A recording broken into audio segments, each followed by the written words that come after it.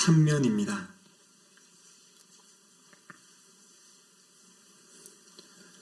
레위기 23장 26절에서 32절까지의 말씀을 교독하도록 하시겠습니다. 여호와께서 모세에게 말씀하여 이르시되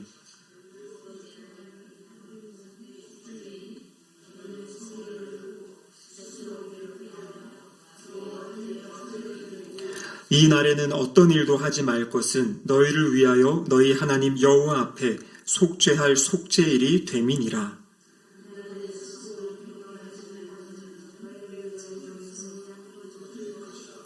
이날에 누구든지 어떤 일이라도 하는 자는 내가 그의 백성 중에서 멸절시키리니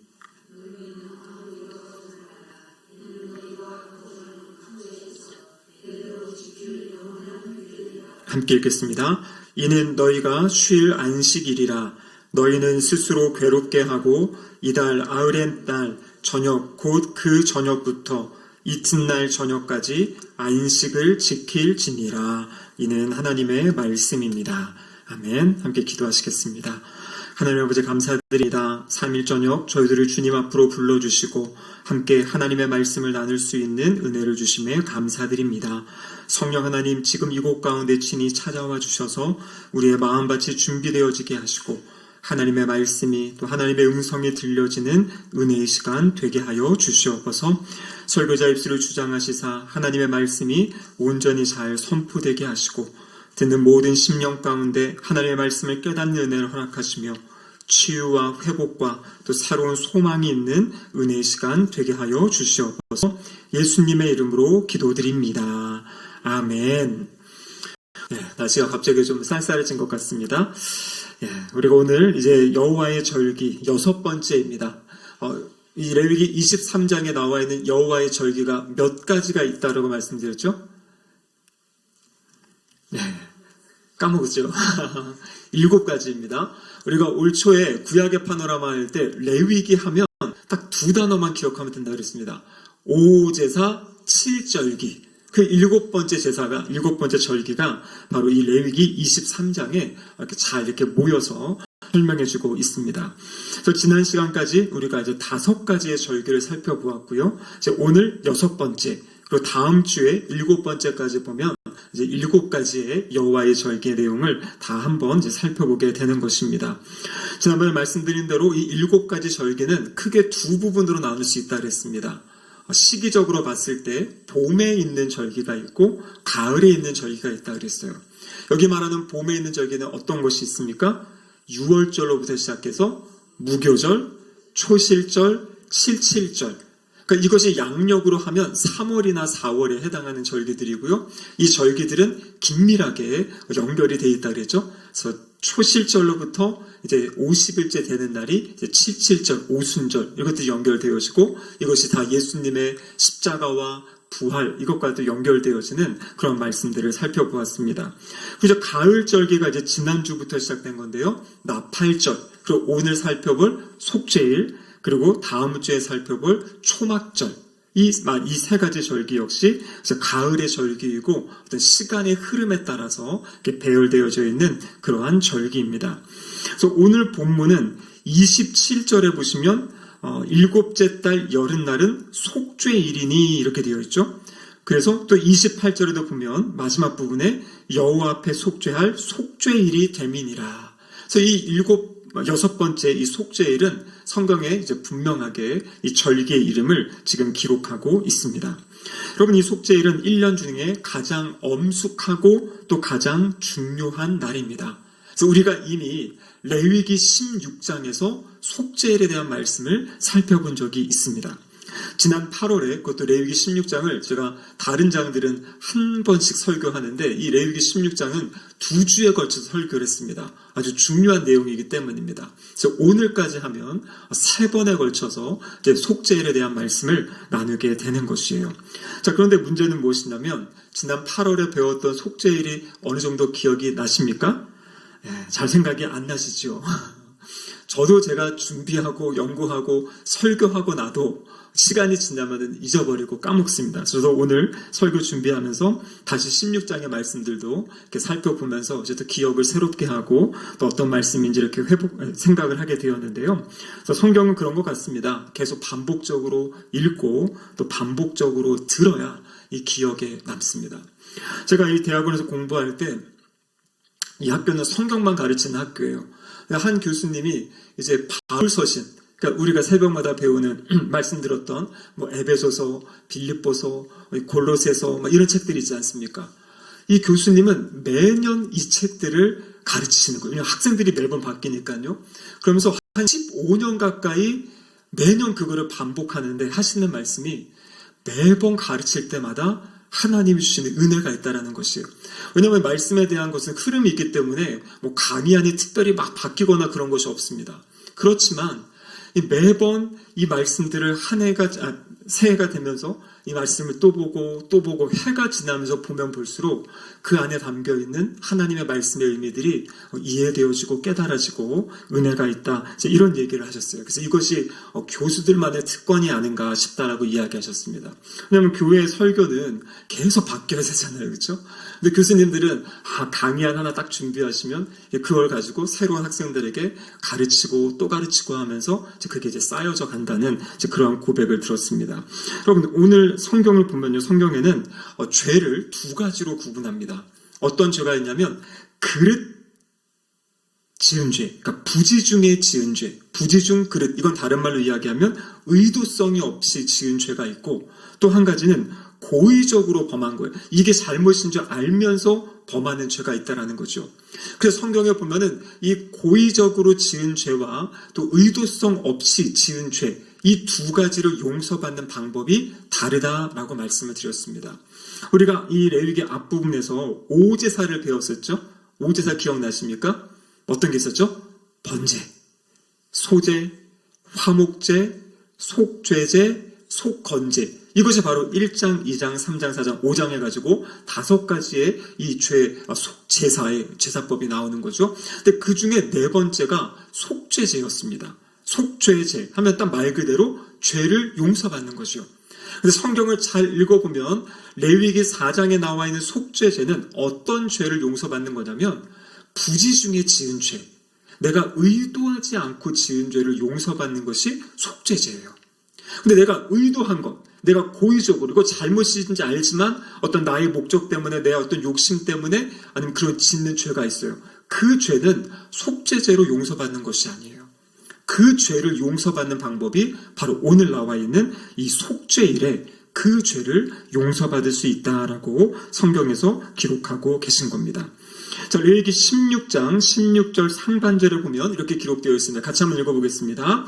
곧 이스라엘 자손의 부정과 그들이 범한 모든 죄로 말미암아 지성소를 위하여 속죄하고 이렇게 되어 있습니다. 여기 단어를 잘 보시면 그들이 범한 모든 죄인데 범한이라는 이 단어가 어떤 의미냐면 바로 의도성이 있는 죄, 그것이 바로 범한이라는 그 단어의 의미입니다. 그래서 의도성이 있는 죄를 지성소를 위하여 속죄한다 그렇게 되어 있거든요. 그 뒷부분이 잠깐 잘렸네요. 지성소를 위하여 속죄라는 그런 단어가 있습니다. 이 속죄가 무엇이냐면 덮는다라는 뜻이 있고요.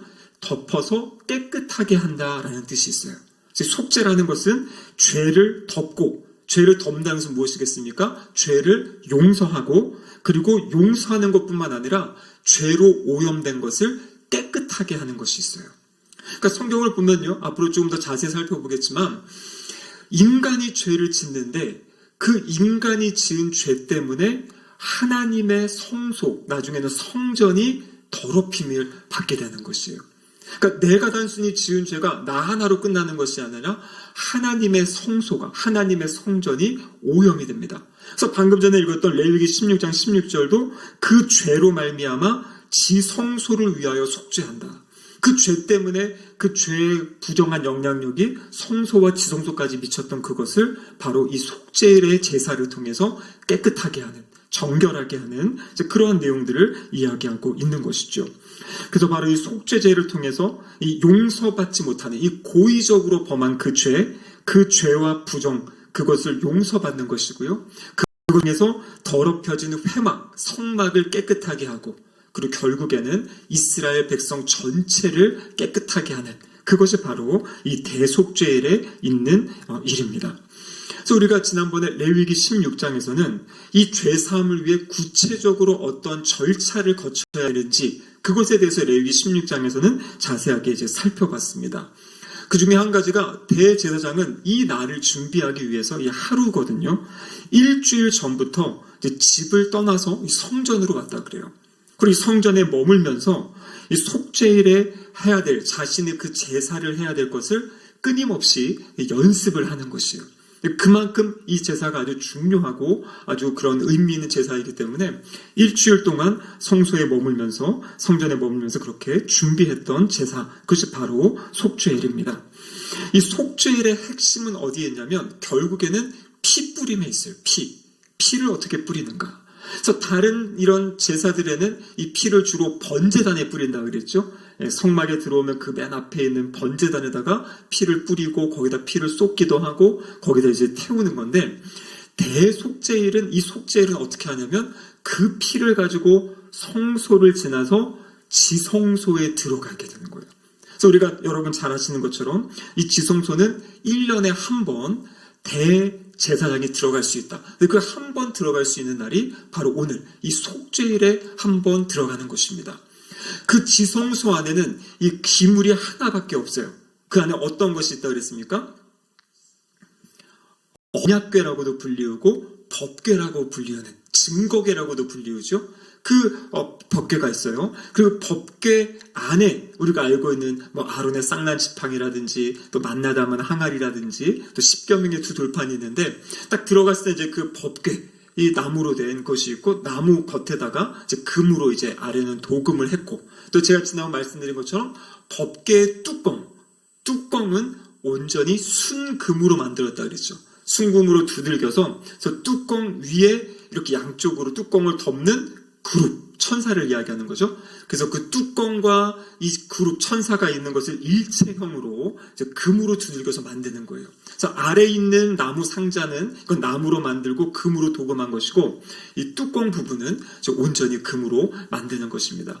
그런데 바로 우리 이 피를 뿌리는 장소가 어디냐면 피를 뿌리는 곳이 어디냐면 그 뚜껑 금으로 된 그 뚜껑 위에다가 거기다 이제 피를 뿌리게 된다 그러는 거죠. 이것이 바로 이 대속죄일의 용서를 받는 그러한 방법입니다.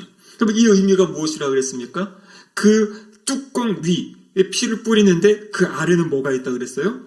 두 돌판, 십계명의 두 돌판이다 그랬죠. 그러니까 이스라엘 백성들이 십계명에 있는 그 두 돌판에 어긴 그런 죄, 잘못들, 그것을 법궤 뚜껑에 피를 뿌림으로 하나님의 것을 덮어주시고 용서해주시고 깨끗하게 해주신다라는 의미예요. 그래서 하나님께서 백성들을 볼 때 그 율법을 보고 백성들을 보면 이게 죄 지은 거잖아요. 심판하셔야 되는 거죠. 근데 그 율법 위에 피를 뿌려놓고 그 피를 보시고 이스라엘 백성들을 용서해 주신 것. 그것이 바로 이 대속죄일에 있는 내용입니다. 결국에 이것은 무엇을 예표한다고 이야기했습니까? 바로 십자가 위에 예수 그리스도를 예표하는 거라고 말씀드렸죠. 로마서 3장에 보면 그 마지막에는 이 속죄소가 올 것이다라고 얘기했죠. 속죄소. 바로 예수 그리스도가 속죄소가 되시고 그 위에 자신의 피를 뿌리심으로 십자가 위에서 우리 인류의 그 죄를 용서해 준 사건, 그것을 먼저 보여주시는 것이 바로 이 대속죄일의 제사이고 이 행사다라는 것입니다. 자, 그렇다면 이 대속죄일은 언제 지키는가? 자, 오늘 본문 23장 27절을 보시면 이렇게 되어 있습니다. 일곱째 달 열흘날은 속죄일이니 너희는 성회를 열고 스스로 괴롭게 하며 여호와께 화제를 드리고. 자, 언제라고 되어 있습니까? 그쵸. 일곱째 달 열흘날, 그러니까 7월 10일이죠. 7월 10일. 자, 지난 시간에 나팔절에 대해서 배웠는데 나팔절이 언제였는지 기억하십니까? 자, 24절 보세요. 24절 보면 어떻게 되었습니까? 일곱째 달 곧 그 달 첫날 7월 1일. 그러니까 나팔절은 7월 1일이고 이 대속죄일은 7월 10일이에요. 10일. 그러니까 나팔절로부터 이제 10일이 지난 그러한 날이죠. 자, 근데 지난주의 기억을 떠올려 보시면 성경에 나오는 이 7월 1일, 7월 10일은 종교력으로 7월 1일, 7월 10일입니다. 근데 이것이 이스라엘 백성들이 사용하는 민간력, 그 당시의 달력으로 이렇게 보면 민간력으로는 7월 1일이 1월 1일, 신년이라고 말씀드렸죠. 그래서 지난주에 봤던 나팔절은 신년에 그런 지키는 그런 절기라고 말씀을 드렸습니다. 그래서 오늘 이것은 그러면 1월 10일인 거예요. 민간력으로 보면. 그렇죠? 7월 10일은 1월 10일. 그러니까 새해가 시작되고 열흘이 되는 날, 열흘째 되는 날, 이날에 이제 이 속죄일을 지킬 것을 말씀하신 겁니다. 지난주에 봤던 것이 바로 신년, 나팔절 때에는 양각 나팔을 분다 그랬습니다. 그렇죠? 그 뿔, 양의 이 뿔로 만든 나팔을 불면서 그것이 바로 뿔, 이것이 무엇을 상징하냐면 아브라함이 이삭을 바치던 창세기 22장의 사건을 얘기했죠. 그래서 이삭을 바치지 않고 그 옆에 가시덤불에 걸려있는 순양을 잡아다가 제사를 드린 하나님이 주신 그 은혜를 기억하면서 이 나팔을 부는 거고요. 은혜를 기억하고 기념하고 또 이제 새해, 새로운 한 해에 하나님이 은혜를 주실 것을 소망하는 이제 그런 날이 바로 이 나팔절이다라고 말씀드렸어요. 그리고 그 나팔을 부는 것은 메시아가 오실 것이다. 구약의 다른 선지서를 보면 메시아의 재림에 대한 심판에 대한 것이 나팔소리로 연결된다 그랬고요. 신약 성경에도 오면 하나님의 나팔소리와 함께 어떤 주님의 재림하심에 대한 그런 약속들이 기록되어 있었습니다. 그래서 제가 지난 시간 이제 한 가지 나팔절 때 이제 이야기 드리지 않았던 것이 하나가 있어요. 그것은 무엇이냐면 이 나팔절 때 했던 것이 뭐냐면 죄에 대한 회개가 있었습니다. 주님의 재림을 생각하고 주님의 심판을 생각하기 때문에 지금 자신의 죄를 회개하는, 이스라엘 백성들은 한 해를 시작하면서 자신의 죄를 회개하고 하나님이 주실 은혜를 기대하는 그러한 날을 가졌다라는 것이죠. 그래서 나팔절의 중요한 의미 가운데 하나가 회개의 날이었다라는 것도 이제 나팔절에 나타나 있습니다. 자, 그런데 이제 그럼 대속죄를 어떻게 지켜야 하는가?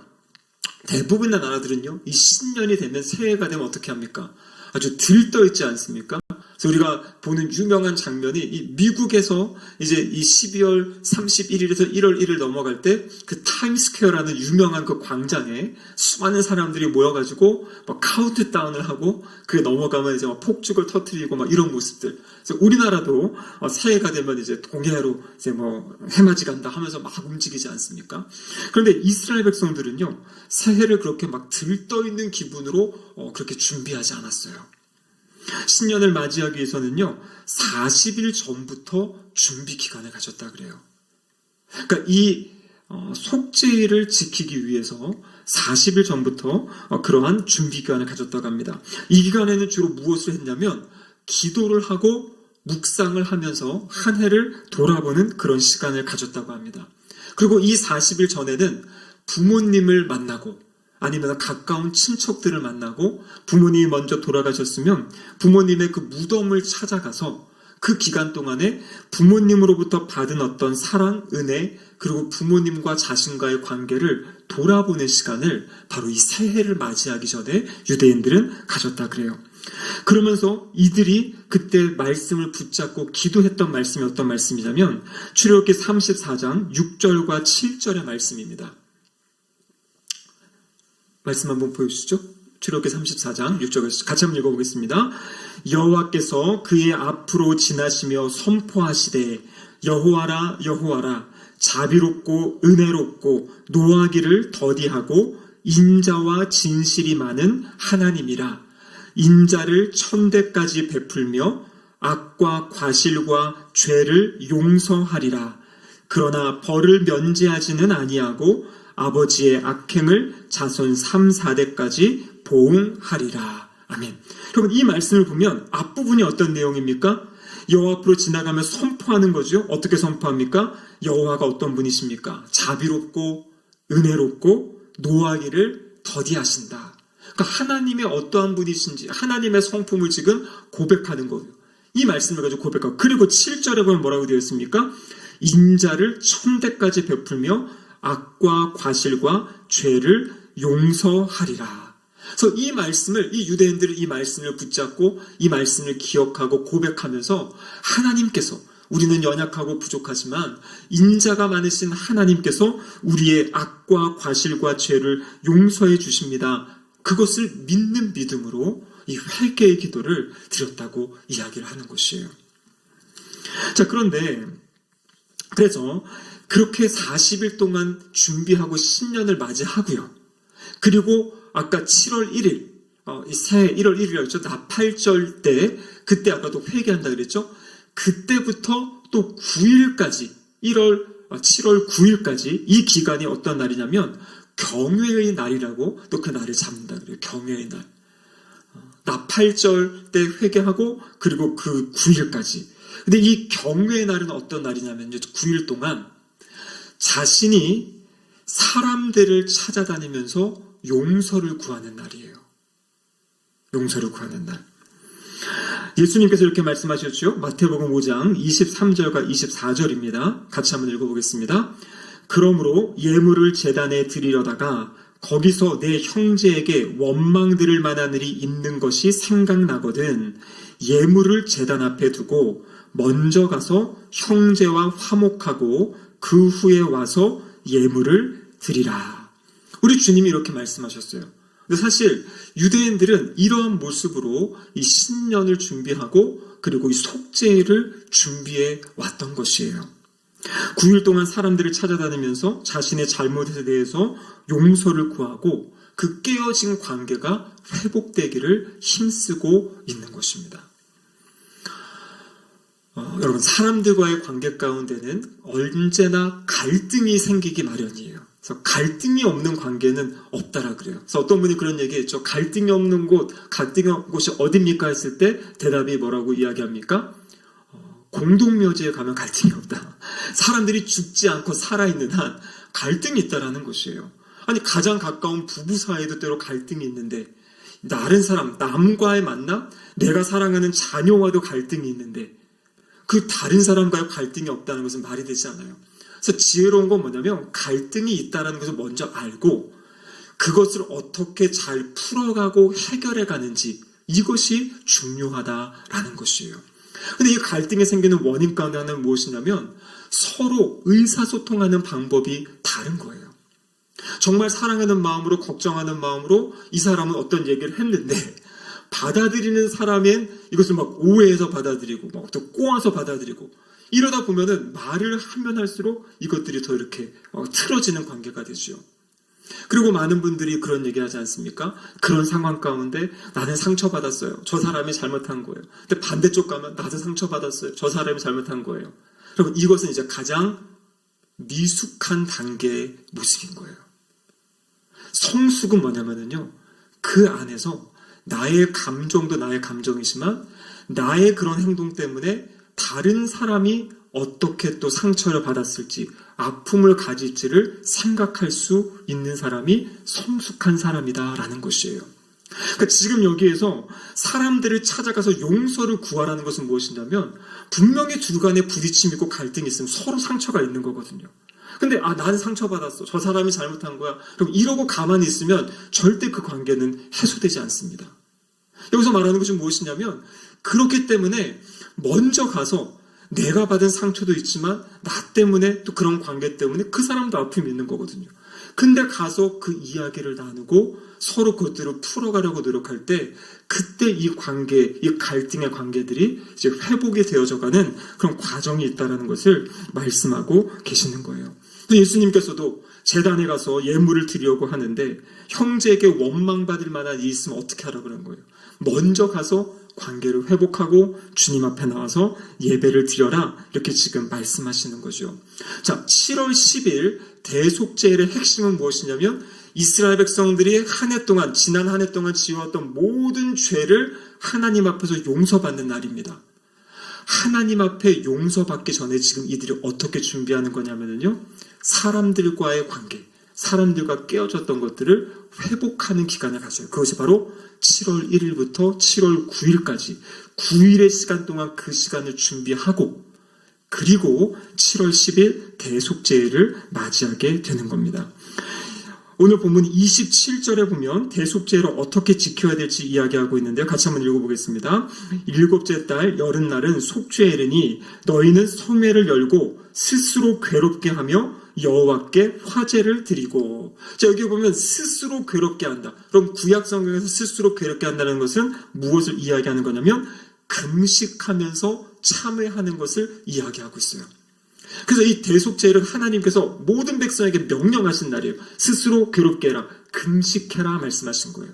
그래서 이 날은 이스라엘 백성 전체가 금식하면서 자신을 괴롭게 하면서 그렇게 하면서 하나님 앞에 참회하는 그러한 시간을 이제 갖는 거죠. 그러니까 죄가 얼마나 우리를 힘들게 하는 것이고 우리에게 아픔을 주는 것인지를 이제 금식하면서 그것도 생각하고 또 경험하게 하는. 그래서 하나님 앞에 송구함을 가지고 통회하고 자복하는 날, 그래서 금식을 명한 날이 바로 이 날입니다. 이어지는 28절을 보시면 이렇게 기록되어 있습니다. 이 날에는 어떤 일도 하지 말 것은 너희를 위하여 너희 하나님 여호와 앞에 속죄할 속죄일이 됨이라. 그래서 이 날에는 일도 하지 말아야 되는 것이에요. 일하지 말라는 것이 28절뿐만 아니라 30절, 31절에도 나와 있습니다. 그러니까 노동뿐만 아니라 일상적인 어떤 일도 다 금지되는 것이에요. 물론 불을 지피거나 밥을 하는 것도 이제 금지가 되겠죠. 금식하는 날이니까요. 그래서 이 날은 온전히 자신의 생업을 멈추고 하루 동안 금식하면서 자신을 하나님 앞에 그냥 온전히 드리는 날이에요. 다른 거에 생각 뺏기고 다른 거에 마음 뺏기는 것이 아니라 하나님 앞에 그렇게 자신을 드리는 날로 하나님이 정하신 거예요. 하나님이 정하신 겁니다. 자, 그렇다면 오늘날 우리에게 이런 죄에 대한 것들에 대해서 깨닫고 또 회개하고 스스로를 괴롭게 하고 아무 일도 하지 않는다. 여러분, 이것은 어떤 것을 이야기하겠습니까? 또 오늘날도 우리가 바로 적용할 수 있는 것은 금식하는 거 적용할 수 있겠죠. 금식하면 우리의 혈기가 다 이렇게 가라앉잖아요, 그렇죠? 이 먹지 못해가지고 힘이 빠지면은요 혈기가 사라져요. 그래서 금식 자주 하시는 분들 보면 아주 이렇게 평안하고 온유한 그런 성품을 이제 보게 됩니다. 여러분, 제가 보기에는요, 근데 오늘날에는 우리가 이렇게 자신을 괴롭게 하고 아무 일도 하지 않는 것, 이것과 연결된 것이 뭐가 있냐면 바로 끊임없이 어떤 정보를 받아들이고 우리의 마음을 자극하는 이것을 좀 멈추는. 그래서 한동안 우리 사순절을 절기 동안에 금식하자 이렇게 할 때 먹는 거 금식이 있었다가 최근에는 그런 거 아시죠? 미디어 금식 이런 게 있어요. 왜냐면 그 사순절을 준비하는 기간 동안에 좀 우리가 막 보고 했던 것들을 멈추고 그것을 좀 그 시간을 주님 말씀 앞에 나아가고 주님 앞에 기도하는 시간으로 이렇게 변화시켜보자 해가지고 이제 미디어 금식 이런 얘기가 많이 있습니다. 근데 여러분, 이렇게 하나님 앞에 머물면서 자신을 돌아보려면은요 시간이 필요하거든요. 그 조용한 시간이 필요해요. 근데 요즘에 우리의 생활 어떻습니까? 끊임없이 새로운 정보를 막 이렇게 받아들이려고 하고 보려고 하고 이렇게 넣으려고 하는 거예요. 그러니까 때론 육신이 지치고 힘들면 더 이상 무슨 생각하고 싶지가 않아요. 그냥 웃고 싶고 좀 마음이 즐겁고 싶죠? 그럴 때 하는 게 무엇입니까? 예전에는 TV를 많이 봤지만 요즘에는 뭐 유튜브라든지 뭐 쇼츠라 그래가지고 아주 짧은 영상들. 여러분, 이 특징이 뭐냐면요, 그런 얘기 하지 않습니까? TV를 보고 미디어를 보고 있으면 뇌가 활동을 멈춘다 그러잖아요. 그러니까 똑같은 이야기여도 책을 읽으면 머리가 돌아가, 뇌가 돌아가가지고 생각을 하게 되는 건데, 같은 스토리라도 영상을 보게 되면 뇌는 멈춘 상태에서 그냥 이것만 지나가는 거예요. 그러니까 우리가 수많은 짜투리 시간들을 이 미디어를 보고 영상을 보고 있는 순간 그냥 우리의 생각은 그냥 멈춰버리는 거예요. 그러니까 뭔가 나를 돌아보고 나의 모습을 좀 생각하고 하나님 앞에 나를 비춰보고 하나님의 은혜를 기억하고 이런 시간들이 그냥 없고 계속 무엇인가 우리를 자극하고 궁금증을, 호기심을 거기에 빠져가지고 이것 보고 저것 보고 또 보고 이렇게 살아가는 그것들을 좀 이렇게 금식하면서 하나님 앞에 좀 머물러서 그냥 조용하게 잠잠하게 하나님 말씀 펼쳐놓고 그 말씀 앞에 머물러 있는 그런 시간이 바로 우리의 그 죄악들을 드러내고 또 죄악들을 회개하고 하나님 앞에 영적으로 강건하고 건강해지는 시간이다라고 생각할 수 있는 것입니다. 제가 말씀드리는 게 모든 걸 다 끊으라는 것이 아니라 의외로 이 시대에 많은 사람들이 저도 마찬가지고요. 그런데 시간을 그냥 보내는 것 같아요. 시간이 훅 가지 않습니까? 잠깐 지난 것 같은데 그냥 지나가 버려요. 근데 그 보고 있는 모든 시간은 사실 멈춰있는 시간들이에요. 그냥 버리는 시간들입니다. 그래서 생각하고 고민하고 기도하고 묵상하고 하나님께 나아가는 어떤 그런 모습들이 이제 우리에게도 필요하다라는 거죠. 여러분 잘 보시면은요, 이 대속제일은 대제사장이 그 지성소에 들어가서 하는 예식이 아주 중요하다 그러죠. 피 뿌리는 예식. 그런데 여러분 오늘 제가 말씀드린 것을 잘 찬찬히 보면요, 제사장 혼자 들어가서 피 뿌리고 나머지 백성들이 그냥 가만히 있는다고 해서 죄 용서함을 받는 것이 아니었던 것이에요. 제사장은 들어가서 일주일 전부터 준비하고 그렇게 이 제사를 집례하고 밖에 있는 성도들도 40일 전부터 준비하고 또 이 10일, 9일 동안 사람들 찾아가면서 용서를 구하고 당일날은 금식하면서 함께 하나님 앞에 머무는 50여일 동안 이 대속제를 함께 준비하면서 주님 앞에 나아갔던 그러한 모습들, 그러한 경건한 모습들을 오늘 본문이 우리에게 가르쳐주고 계신 겁니다. 예수님이 십자가에서 죽으셨습니다. 객관적인 사실이죠. 죄 용서를 위해 죽으셨어요.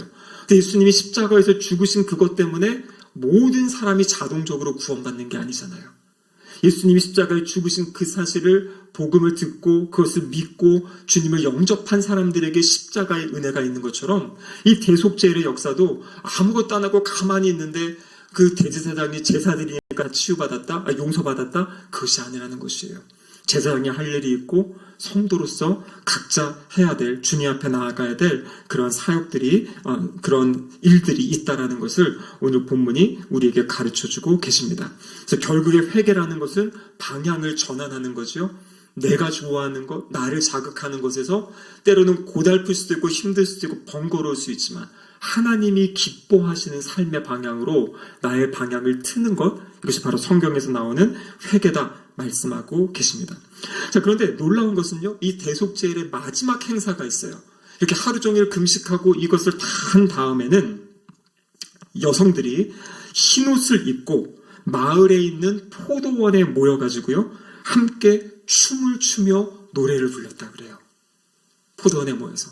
그래서 어떤 성경학자 이야기는 마치 우리나라의 강강술래 이렇게 다 손잡고 춤추고 이렇게 하는 것처럼 대속제일, 그러니까 50여일 동안 그 거쳐왔던 사람들에게 용서를 구하고 하나님께 용서를 구하고 근데 그 마지막에는 함께 모여가지고 함께 하나님을 찬양하면서 그 기쁨의 그런 시간들을 보냈던 날, 그날이 바로 이 대속제일이다라는 것입니다. 그래서 죄 용서함을 받은 그 기쁨과 감사를 함께 표현하는 날.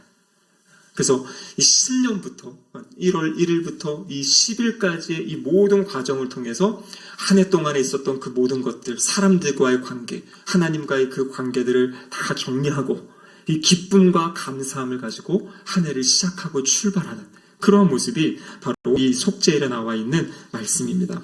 마지막으로 요한일서 1장 9절 말씀 같이 한번 읽고 말씀 마무리하도록 하겠습니다.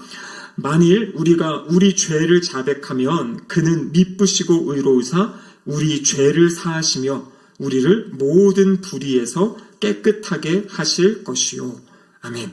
자백하면 용서하시는 것뿐만 아니라 우리를 깨끗하게 하신다 약속하셨습니다. 그래서 우리는 이 용서함을 받은 기쁨을 가지고 거룩한 삶을 살아가시기를 주님의 이름으로 축복합니다. 아멘. 다 함께 기도하시겠습니다. 하나님 아버지 감사드립니다. 이 대속제일의 말씀을 통하여서 또 우리가 오늘날 어떻게 또 주님 앞에 깨끗함과 정결함과 또 회개함을 가지고 살아가야 되는지 말씀하여 주심에 감사드립니다.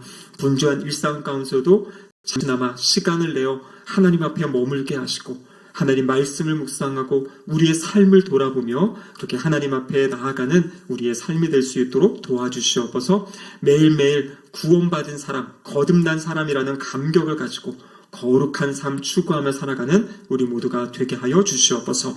예수님의 이름으로 기도드립니다. 아멘.